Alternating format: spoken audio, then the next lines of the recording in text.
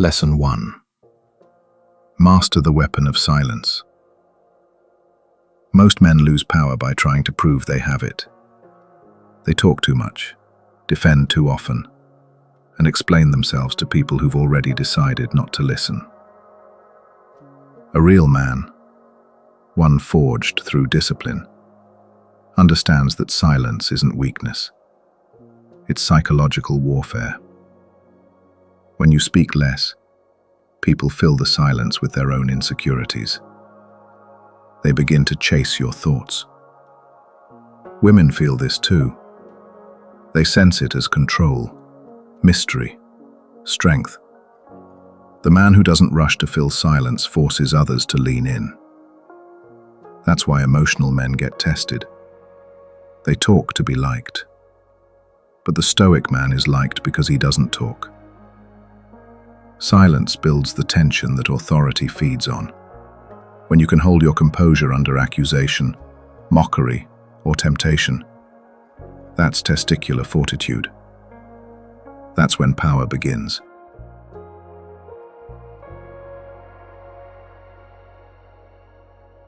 Lesson 2. Treat emotion as data, not destiny. Emotions are weather, they pass. But weak men build their homes in the storm. The confident man reads his emotions like coordinates, not commandments. When a woman tries to provoke him, when she raises her voice, cries, mocks, or withdraws, he observes, not reacts. Because the moment you match her emotional intensity, she wins. She feels your control slip. Testicular fortitude is staying still while the emotional tide rises. That stillness doesn't make you cold. It makes you rare. Women are drawn to it because it signals strength, safety, in a world of weak, reactive men. Control your emotions, and you control the frame.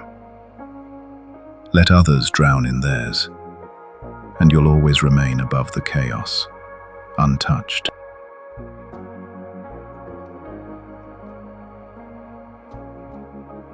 Lesson 3.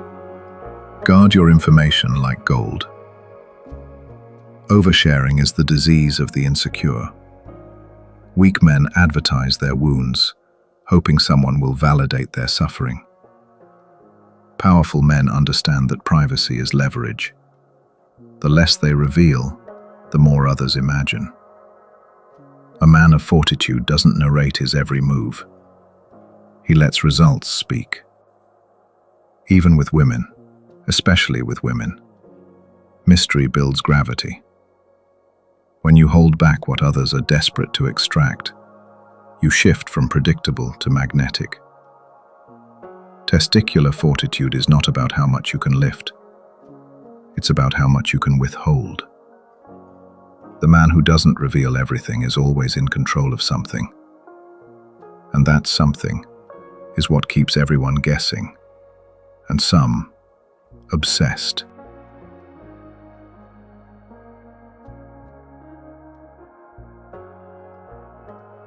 Lesson 4.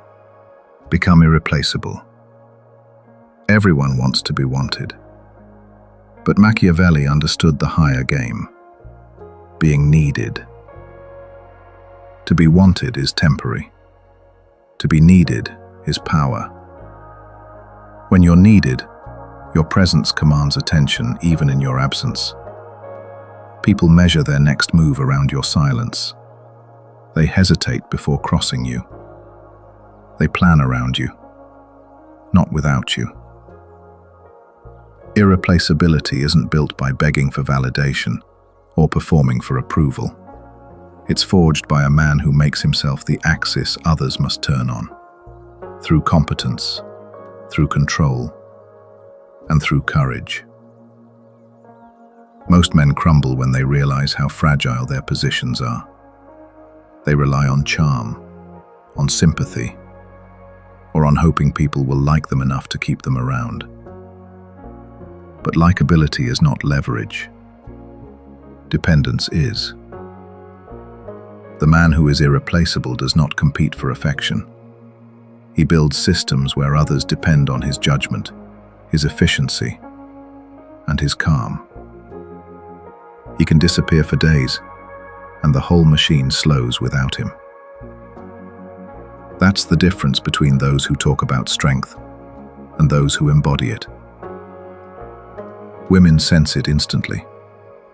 A man with quiet confidence, whose value doesn't come from validation, has an aura of control that no cheap charisma can imitate. He doesn't chase. He doesn't prove. He doesn't defend. And that restraint, that unspoken dominance, is the truest form of testicular fortitude.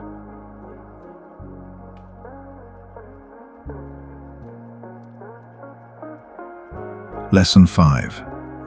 Never explain yourself to skeptics. The moment you explain yourself to skeptics, you surrender control. They don't question you to understand. They question you to weaken your stance. They hide insecurity behind curiosity and hope you'll trade your certainty for their approval. Never give them that satisfaction. Machiavelli said, "Men judge more by the eye than the hand. So let them watch while you act. Let them talk while you win." A man with fortitude doesn't chase validation. His silence speaks louder than defense. When others demand explanation, he gives them results. Women feel this power immediately. The calm dominance of a man who stands firm without needing to be understood. Weak men defend their choices. Strong men own them. Never explain yourself to skeptics. Let the silence do the talking.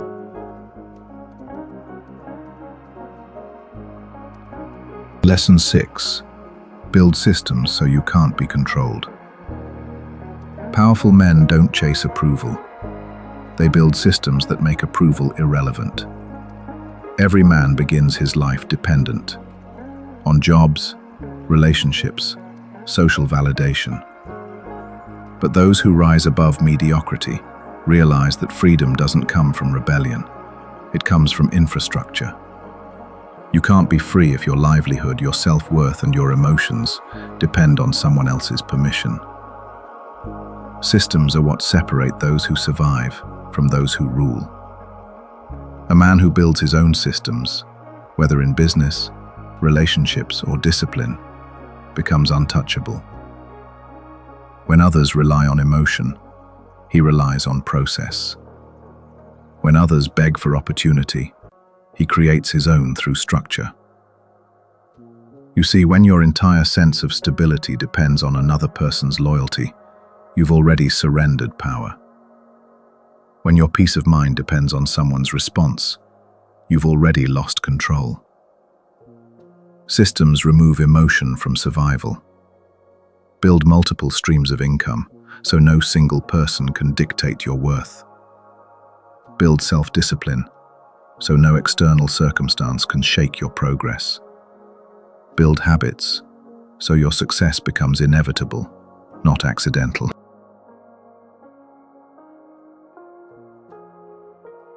Lesson 7. Strategic ruthlessness is mercy for your future.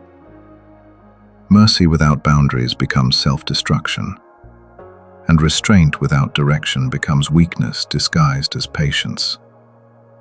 Strategic ruthlessness is not cruelty, it's clarity. It's the art of deciding who and what deserves access to your time, your energy, and your peace. There will always be people who drain you under the guise of needing you. They'll demand explanations for your distance, guilt you for your focus, and mistake your kindness for compliance. The ruthless man does not apologize for pruning what no longer serves him. He understands that mercy for the wrong people is betrayal to his own destiny. Machiavelli would say, "A leader who fears to offend will offend his future instead." When you refuse to make the hard choices, you chain yourself to mediocrity. Every man reaches a moment when he must decide whether to keep carrying others or climb higher alone. The weak hesitate, worried about how they'll be seen. The strong calculate, focused on where they must go. Strategic ruthlessness means cutting ties cleanly, walking away silently, and reserving emotion for creation, not confrontation. It's choosing legacy over loyalty, discipline over distraction, peace over pity. And here's the part most men never grasp. Sometimes the kindest thing you can do for others is to stop enabling their weakness. The world doesn't need more rescuers.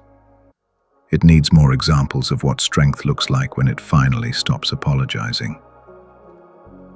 Every no you give to someone who's wasting your time is a yes to the version of you that's still waiting to be built. So stop trying to save everyone. Stop explaining your vision to those too afraid to dream. Stop watering what refuses to grow. Mercy without boundaries is weakness. Ruthlessness with purpose is leadership. Your future demands sacrifices your past will never understand. Be willing to make them, and the world will learn your name in silence.